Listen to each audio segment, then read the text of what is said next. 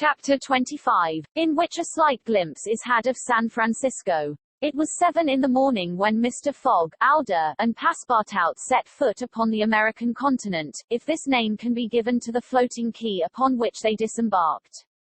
These quays, rising and falling with the tide, thus facilitate the loading and unloading of vessels.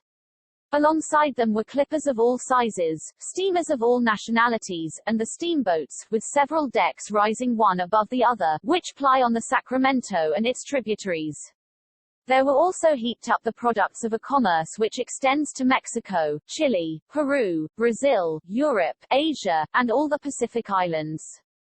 Passepartout, in his joy on reaching at last the American continent, thought he would manifest it by executing a perilous vault in fine style, but, tumbling upon some worm-eaten planks, he fell through them.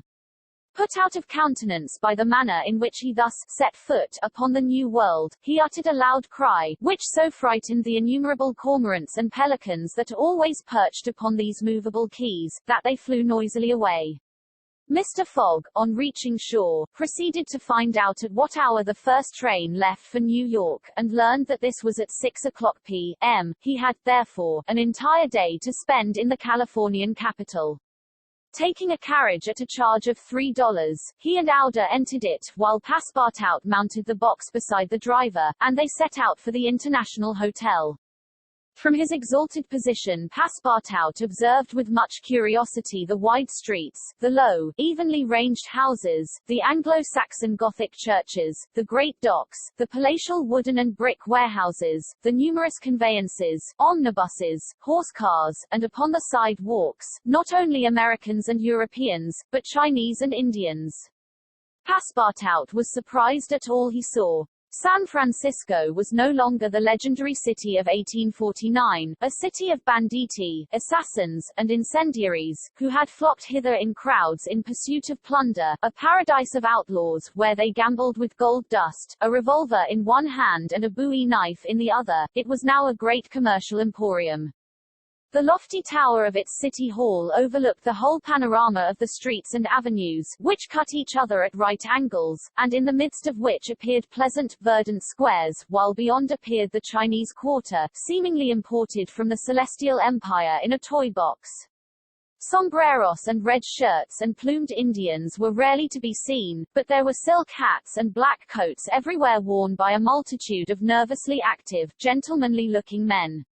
Some of the streets, especially Montgomery Street, which is to San Francisco what Regent Street is to London, the Boulevard des Italiens to Paris, and Broadway to New York, were lined with splendid and spacious stores, which exposed in their windows the products of the entire world. When Passepartout reached the International Hotel, it did not seem to him as if he had left England at all.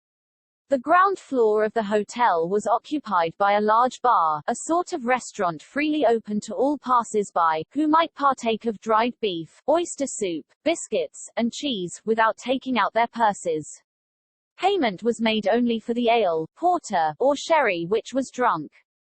This seemed very American to Passepartout. The hotel refreshment rooms were comfortable, and Mr. Fogg and Aouda, installing themselves at a table, were abundantly served on diminutive plates by negroes of darkest hue. After breakfast, Mr. Fogg, accompanied by Aouda, started for the English consulate to have his passport visid. As he was going out, he met Passepartout, who asked him if it would not be well, before taking the train, to purchase some dozens of Enfield rifles and Colt's revolvers. He had been listening to stories of attacks upon the trains by the Sioux and Pawnees. Mr. Fogg thought it a useless precaution, but told him to do as he thought best, and went on to the consulate. He had not proceeded 200 steps, however, when, by the greatest chance in the world, he met Fix. The detective seemed wholly taken by surprise. What? Had Mr. Fogg and himself crossed the Pacific together, and not met on the steamer? At least Fix felt honored to behold once more the gentleman to whom he owed so much, and, as his business recalled him to Europe, he should be delighted to continue the journey in such pleasant company. Mr. Fogg replied that the honor would be his, and the detective, who was determined not to lose sight of him, begged permission to accompany them in their walk about San Francisco, a request which Mr. Fogg readily granted. They soon found themselves in Montgomery Street, where a great crowd was collected. The sidewalks, street, horse-car rails, the shop doors, the windows of the houses, and even the roofs, were full of people. Men were going about carrying large posters, and flags and streamers were floating in the wind, while loud cries were heard on every hand. Hurrah for Camerfield! Hurrah for Mandyboy! It was a political meeting, at least so Fix conjectured, who said to Mr. Fogg, "Perhaps we had better not mingle with the crowd. There may be danger in it." "Yes," returned Mr. Fogg, "and blows, even if they are political, are still blows." Fix smiled at this remark, and, in order to be able to see without being jostled about, the party took up a position on the top of a flight of steps situated at the upper end of Montgomery Street.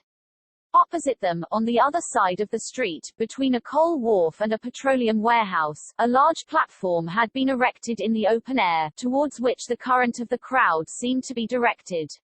For what purpose was this meeting? What was the occasion of this excited assemblage? Phileas Fogg could not imagine. Was it to nominate some high official, a governor or member of Congress? It was not improbable, so agitated was the multitude before them. Just at this moment there was an unusual stir in the human mass. All the hands were raised in the air. Some, tightly closed, seemed to disappear suddenly in the midst of the cries, an energetic way, no doubt, of casting a vote. The crowd swayed back, the banners and flags wavered, disappeared an instant, then reappeared in tatters. The undulations of the human surge reached the steps, while all the heads floundered on the surface like a sea agitated by a squall. Many of the black hats disappeared, and the greater part of the crowd seemed to have diminished in height. "It is evidently a meeting," said Fix, "and its object must be an exciting one. I should not wonder if it were about the Alabama, despite the fact that that question is settled." "Perhaps," replied Mr. Fogg, simply. "At least, there are two champions in presence of each other, the Honorable Mr. Camerfield and the Honorable Mr. Mandyboy." Alder, leaning upon Mr. Fogg's arm, observed the tumultuous scene with surprise, while Fix asked a man near him what the cause of it all was.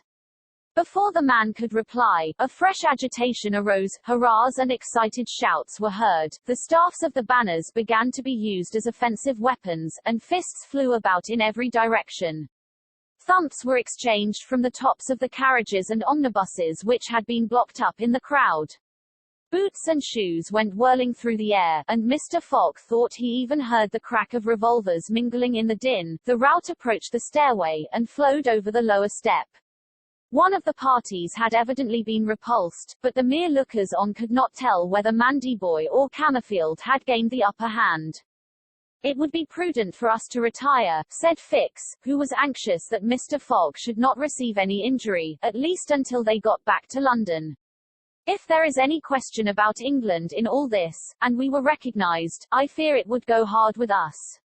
"An English subject," began Mr. Fogg. He did not finish his sentence, for a terrific hubbub now arose on the terrace behind the flight of steps where they stood, and there were frantic shouts of "Hurrah for Mandyboy!"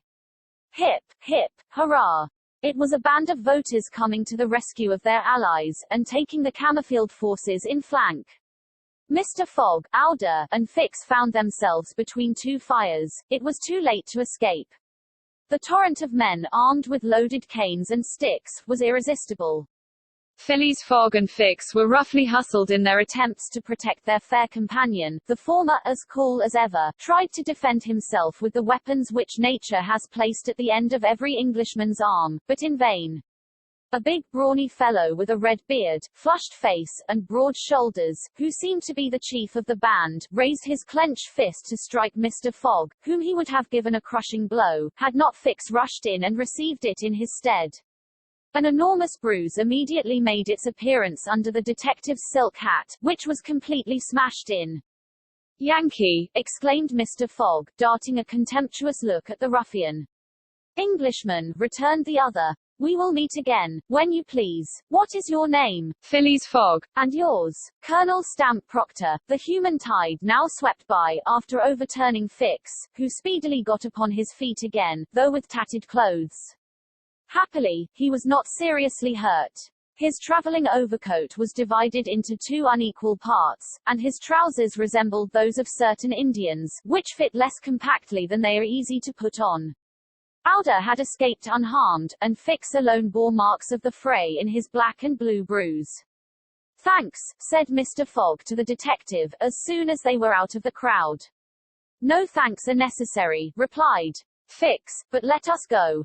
"Where?" "To a tailor's." Such a visit was, indeed, opportune. The clothing of both Mr. Fogg and Fix was in rags, as if they had themselves been actively engaged in the contest between Camerfield and Mandyboy.